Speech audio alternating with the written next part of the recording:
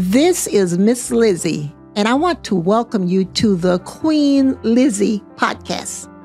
Together, we will go through the history of Rosewood, Florida, and watch as the once prosperous town rises out of the bloodshed, fire, and ash to reveal the people, the memory, and the legacy of Rosewood.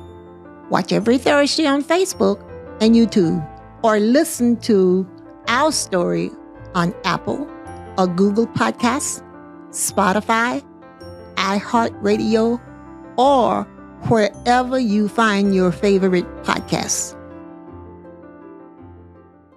Hello, everybody. I am Lizzie Robinson Jenkins, representing not only the Rosewood Foundation, but the personal testimonies and history of cherished friends and family. You are now watching the Queen Lizzie podcast. Today, we are talking with Dr. Kandra Albury. Good morning. Good morning. Dr. Kandra. Good morning, Miss Queen Lizzie. Good morning, and I am very, very happy to have you as my guest today. Awesome. It's wonderful to be here. Okay, and we have a lot to talk about. We do. I have been knowing Kandra forever, and that's not important. But the most important thing before we talk about your job, you are a mother. Yes. Yes, and we are going to dedicate this show to mothers because this is your idea. You suggested it. I bought into it, and we are here today to talk to you about mothers because Mother's Day is May 12th. That's right. Coming up in a few weeks. And if you don't have not purchased a gift for your mom, do so.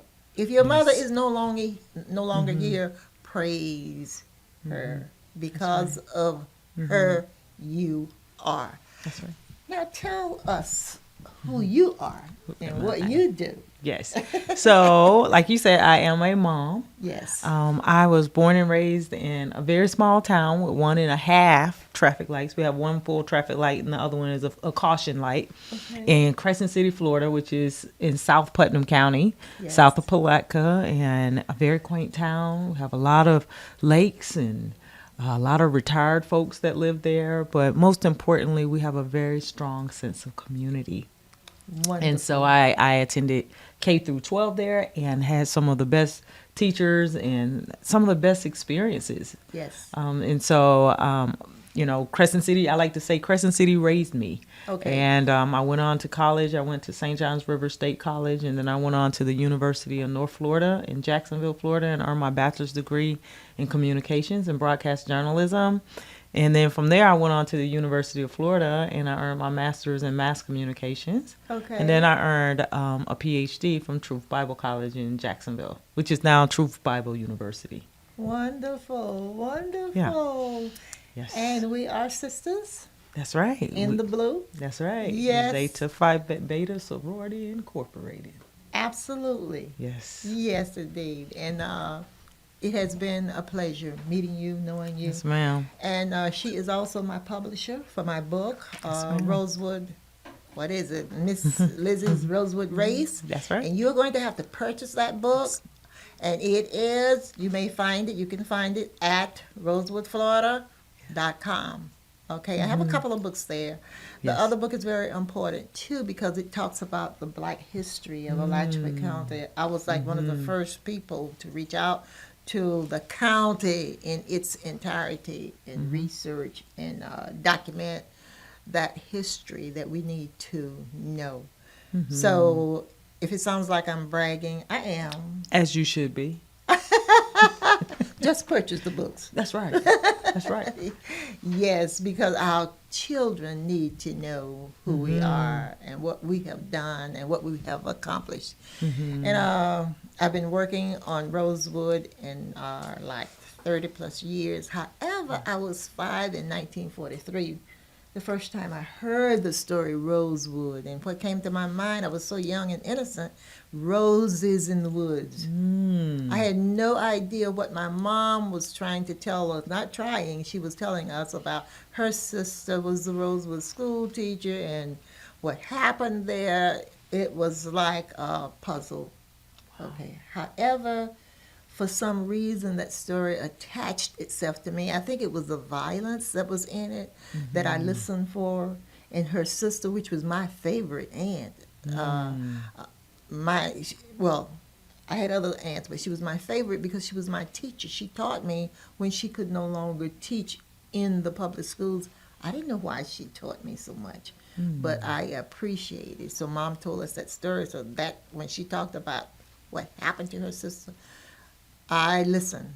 And I remember going to sleep because it was at night. She said, y'all, to her 4 children, sit down on the settee. Mama's going to tell you all a story about Rosewood. Roses in the wood. And I could tell from her expression that the story was not pleasant.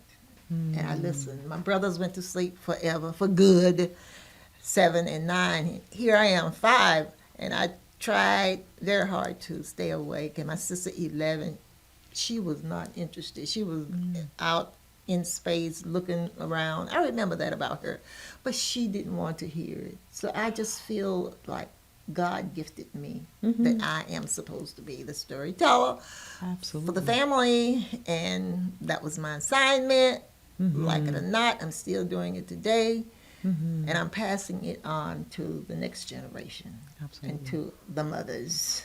That's right. And you're doing a phenomenal job. Well, If you don't hear it again, just know that you're doing a phenomenal job keeping the Rosewood legacy and history alive. Oh, thank you. Because we know that if we don't learn from history, it repeats itself. Exactly. And so we are going to learn. And you are the one who's championing the learning. Thank you. Thank you, Mom. You're most welcome. And I know what you were saying to me, it is true, but our parents, remember, even before our teachers, our parents were the historians. And they made sure we knew our history. And this is why parents and moms are so special, because moms did their duty in educating us. Right. And imagine for a second a world without mothers. There would be no world. There would be no world. There would be. That's just exactly wait for the right. dad. I'm not going to talk about dad, but for dads would have been like my dad trying to cook, trying to teach us history. It would have been, and what we needed to know, it would have been on that same level, wherein he was designated to cook for us at one time when my mom had to leave town. Not even the dogs would eat it. Yeah, but my dad was something else. He was a good provider, but he could not cook. But my mom and our mothers, they are so special. Yes. I like to say Jills of all trades. Yes. There's nothing I felt that my grandmother and my mother could not do. They were my heroes. Right. And they had steel in their bones. These women were strong women. Yes. And they stood for something. Yes. No, they stood for something. Yes, they They did. were our advocates. Yes. They were leaders in our church. And I'm not talking about having to have a title, just showing up. If you looked around the church, churches were 80%, 90% women. Exactly. So we ran our churches. Our mothers were helping us with our homework. And if they didn't know, they would ask one of the older siblings, you come over and see if you can help. They were our advocates. They were our champions, our nurturers, you know, our providers for many. I grew up in a single parent home. So I knew my mother to be a provider. And she taught us how to cook. And she taught us how to clean. And she told us that education was our ticket in the world. Yes. Yes, she did. Yes. And she said, and you're going to have a spiritual foundation. You're going to go to church on Sundays. And you may not know God the way I know him, but you're going to know him. I'm going to give you some foundation. Yes. Yes. And she said, you're going to respect your elders. Amen. And to this day, that has carried me. And she always said, yes, ma'am, and no, ma'am will take you further than money. Okay. She would tell us that, and these truths I hold, just like our Constitution said, we hold these truths to be self-evident. Yes. Listen, the things that my mother said to me and my siblings, I hold them to be self-evident, that the love and her passion for raising us was the truth. Yes. And she said, don't you leave a job until you have another one. And treat people the way you want to be treated. And these things were instilled in us. And without that, I would have no moral compass. Exactly. And this is how you receive your blessings. Okay? That's right. And you ask me all the time, how do you do what you do? That's right. I'm blessed. Yes. I'm blessed because I grew up humble, listening to our parents, obedient. That's right. Okay? Without the home training that I got and what you are telling us, how your parents reared you. Oh, yes. They were not degreed people. They didn't have these, all of them didn't have these doctorates. Right. Okay. Right. They had a degree in common sense. That's okay. Listen, which isn't common. Which was not common, but we knew that school was important. You were not going to act up at the schoolhouse. Exactly. And you were not going to act up at the church house. Yes. And we were not going to act up at her house. Those three houses, there was some order there. Yes. And you know what? My mother would always say, she would say, you're in Emily's army. You're in my army. You're a cadet. And I promise you, when I finished basic training, by the time I turned 18, I was ready for the world. Okay. In some way. And, I was a first-generation college graduate. Of all my siblings, I was the first one to go to college and graduate. Yes. Really? Yes. And it was a blessing. But you know what? I always heard people say, college isn't for me. How do you know until you go? Exactly. Now, my oldest brother, he went into the Marines. Okay. And he retired from the United States Marines. And my mother raised 5 children. Really? Plus a granddaughter. Yes. Really? And all of us, every last one of us graduated high school. Okay. We, this thing, she had plans for us. And that was the main one. High school first. High school. Let's get that golden ticket in your hand, because without that one, you can do nothing else. Right. And she just had this passion that she knew we could learn. And she knew that there was just greater waiting for us. And she's planted that seed in us. And for that, I'm just eternally grateful. Wonderful. So yes, mothers are due what we are talking about today. They are due this respect. That's right. They have been there, done That's that. Right. That's and like you said, your ancestors, your grandmother, those were your heroes. Those were my heroes. Martin Luther King is not my hero. I'm before Martin Luther King. Yes. I respect what he has done. Absolutely. But he's not my hero. Right. We have to learn to look inside of our own families. Yes. And find our modern day Martins, our modern day Mary McLeod Bethunes, our modern day Harriets. I'm a Harriet. Yes. In my family, because I made sure I wasn't the only one going to college. I would tell others, go to college. I have some nephews. You're not going to go to college? Take up a trade. Yes. Put those hands to work to do good things with. Exactly. Okay, that's about time for our first half. We are going to head to a quick break, and we'll be right back after a word from our sponsors. Meldon Law has been serving personal injury victims since 1971. In those days, Jeffrey Meldon's presence as an attorney in the music scene dubbed him with the nickname the Hippie Attorney. And although times have changed, 2 things haven't: our commitment to bettering our community by helping the injured. Albert, are you ready to go to the game? And our love for the Florida Gators. If you bleed orange and blue, Meldon Law is the firm for you. I am Black History. I am Rosewood Black History. I am Florida and America's Black History, and you are too.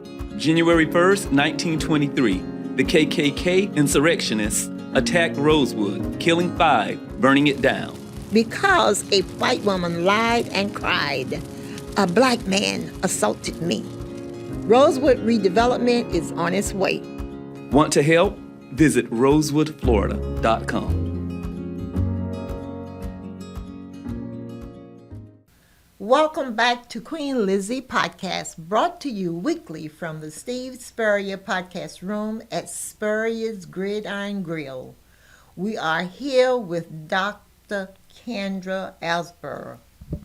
The Queen Lizzie Podcast is brought to you by Campus USA Credit Union, live from the Meldon Law Gator Studios at Spurrier's Gridiron Grill. Special thanks to Greg Bradley, Allstate Insurance.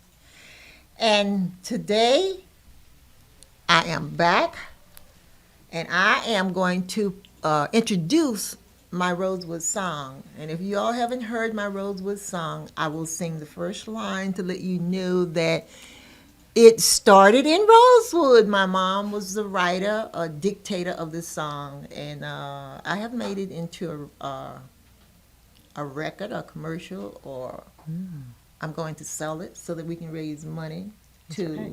build our foundation.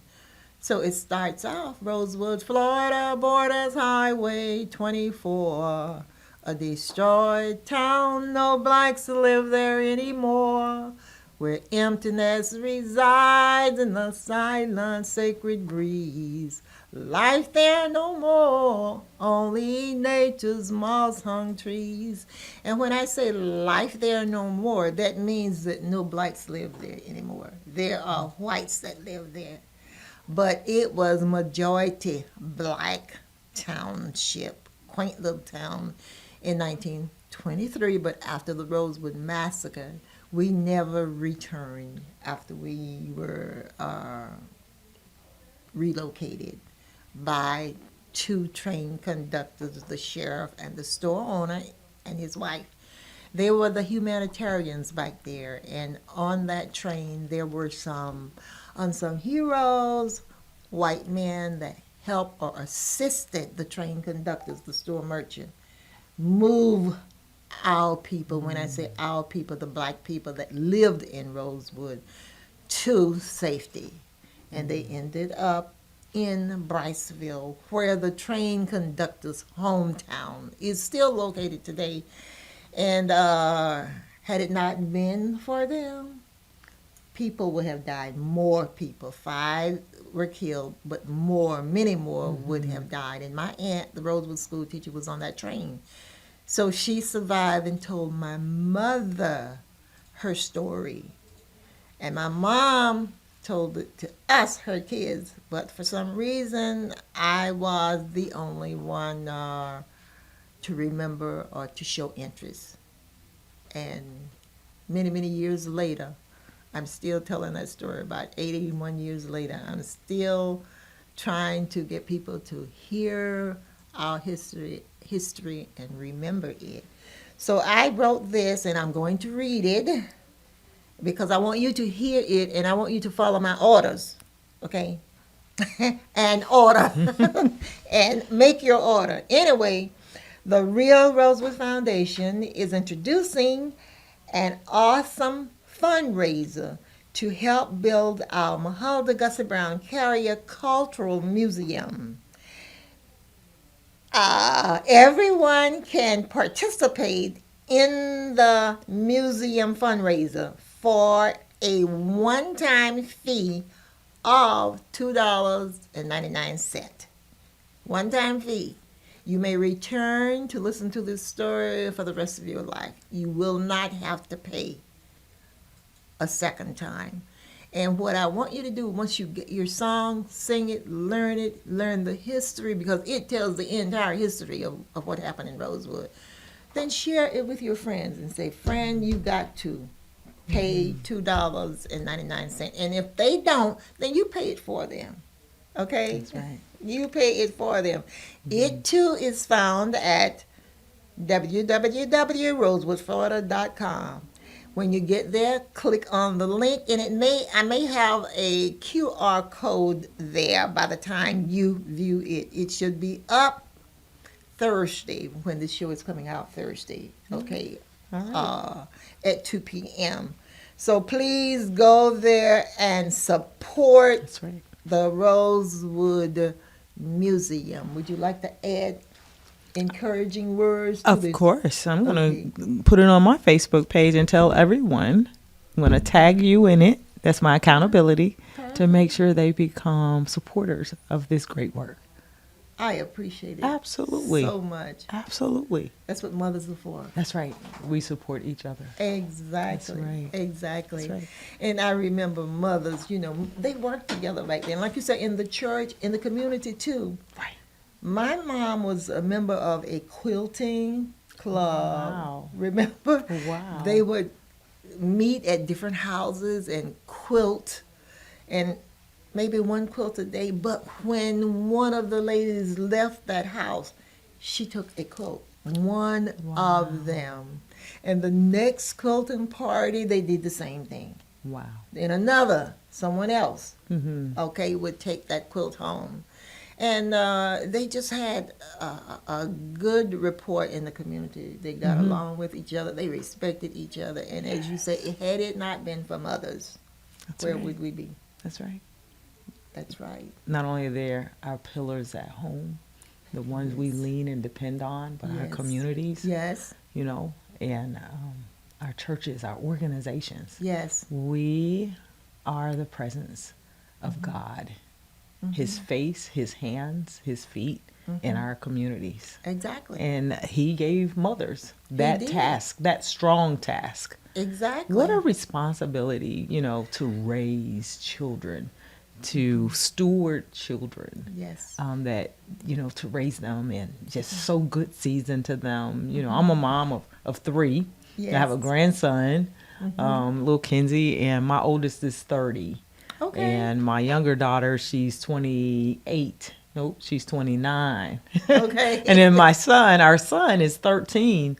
And I have to, you know, when I look back, I have to think that it is a privilege and an honor now that I sit back and I look at them.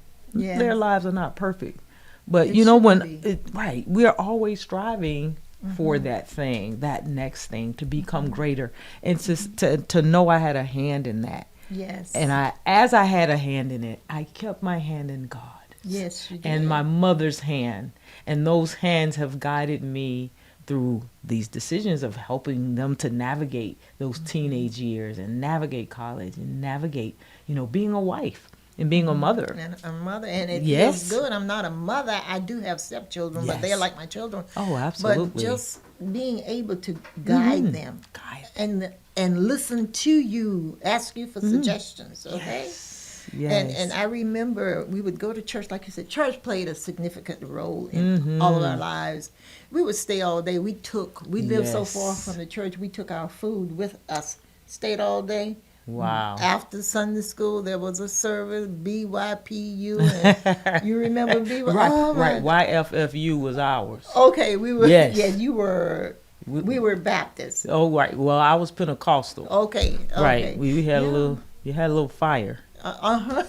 Yes. And we did it. We did it. And I remember, like I said, we lived far from the church, and we had this little truck. 6 of us fit in that truck. It was so small. My dad had to drive with me in his lap because I was Wow. the smallest. And my mom was on the far side, and my youngest brother was sitting in her lap because the car was so small, but it brought us to church and it took us home. Yes. And those pots where we had brought food, okay, was in that truck. So church was everything. Church, Yes. grandmothers, I remember those grandmothers. And you yes. respected everybody. Yep. You better. Absolutely. You didn't say, you ain't none of my mama. No, Right. ma'am. You Right. respected everybody, which Right. was really, really, really good and powerful. Very powerful. Yes. Because, you know, I was more intimidated by my mother than any police officer, Yes, any principal, or any teacher. exactly. Because I knew that my accountability, I would have to answer to my mother if anything went wrong. So I knew that her words, there was some power with them. Power. She meant what she said, and she said what she meant. And one of the most powerful things she ever told me, she said, don't you ever let someone tell you what you cannot do. Yes, Because when you put your mind to it, you can do it. yes. And I remember when I was in high school, and I wrote about this in my book, From Food Stamps to Favor, I had a guidance counselor. She said, you know, I don't think you're college material. You should go and take up a trade. And I remember coming home, I was so crushed because at that time I was looking at colleges. And I may have been like in 10th or 11th grade, a sophomore. And my mother was preparing dinner, and I remember her back was to me, and I told her. And she threw the dish towel over her shoulders, and she dried her hand and just threw it, and she turned around. She said, what did I tell you? And I knew what she was getting ready to say. Say. She said, she can't stop you. She said, because once you put your mind to it, Yes, it's yours. it is. And my dad told us, Yeah. I thought he told me that you are the best. You are my best child. And one night at dinner, supper then, Mm-hmm. and we were talking, and my brother was teasing me. He loved to tease me and said something that I didn't like. And I said to him, well, my daddy said I was the best. And he said, well, daddy told me that too. And the other brother, he told, and my sister. And I said, daddy, and I was about to ask him, question him. He said, eat your food. That meant, I don't want to hear it. Right. That was But it. that was his way of telling us we can do anything. You're the Absolutely. best. But I thought I was, different, and I was the best. But he had told all of us, but it worked. That's right. We're not in jail. That's right. Okay. And those words carry so much weight, particularly in those formative years. Yes. Those words have carried me in so many of my business endeavors, in my careers, that, when I'm showing up in spaces and in places where I'm the only, and, an imposter syndrome attempts to set in, I Yes. realize, hey, I can do this. Exactly. The value that I'm bringing to this organization or to my business, I can do this. And even now, right now I'm the VP of marketing with Meridian Behavioral Healthcare, and working with clients, and just even my sister and her story of recovery through substance abuse is letting them know what's already in me. If I can do it, I may not have an addiction. My addiction might be shopping, but it looks Right. different. But if you put your mind to it, and put your hand in that other hand, Yes. in the maker and the one who created us. Yes. Oh yeah, you can do it. You can do it. And that's been my sister's anthem. Oh, I can do this. Yes. And I'm so glad Yes. for her. And I appreciate you for taking the time, Absolutely. to not endure, but to help her Yes. when she was in need. I feel it when you tell her story. It's like a story for me, too. Absolutely. But that's what mothers do. Yes, that's what mothers do. Mothers do. We Yeah, do and your that. sister, but you Yes. still That's mother, right. and she listened. That's right. So something you said, she heard. And you know what? Your husband, I want you to tell us a little about your husband, because many people don't know what he does. Okay. If I had not been in that class at wherever I went, Chamber, I Yes. would not have met him. Oh, Okay, okay. so Yeah. tell us about James. Yeah. So the one who still has me seeing stars, my Yes. husband, James Albury, he and I've been married almost 19 years. He is the director of the Kika Silver Plow Planetarium at Santa Fe College. He's been there 15 years. He started his career as a volunteer at the Miami Space Planetarium. So he started, and fueled his passion at a very young age, volunteering there. And ultimately, he ended up at Santa Fe College. We met at the University of Florida. And so he is the director there. They have public shows. You can make a private reservation. They've had proposals, engagements there. They've had concerts there. But he can actually tell you what's happening in the night sky. And he specializes in naked eye astronomy, meaning he does not have to have a telescope to be able to point out constellations and planets and different moons and different planets and things of that nature. And he is truly, truly passionate. Another thing I like to point out is he is one of 3 African-American planetarium directors in the United States. And I want you to say that, and I am so proud of him. Yes. I hope the teachers out here are listening, Yes. so that they can get in touch with him or through Santa Fe. Absolutely, And absolutely. the kids need to know this. The day I was just on cloud 9. I never knew what he was able to tell us and share with us. I need to go back for a Yes. second course. I'm telling you, it's the most relaxing Yes. place you can go. First of all, most people usually fall asleep in the planetarium. Every time I go, I fall asleep. I'm learning, but I'm also relaxing.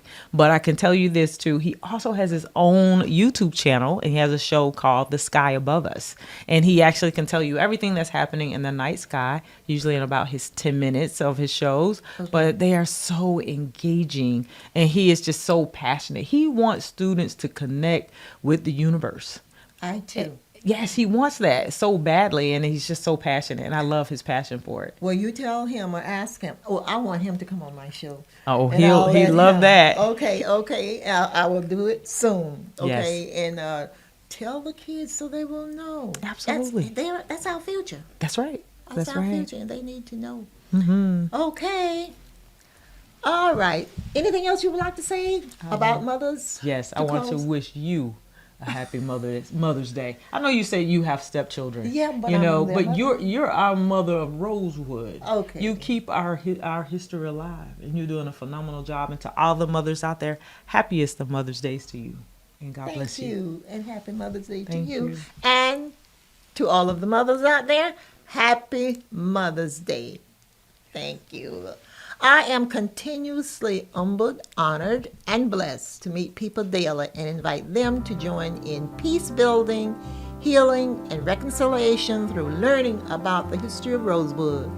That will wrap up today's episode. I am Queen Lizzie. Until next time, this is my Rosewood story, and I'm sticking to it. Goodbye.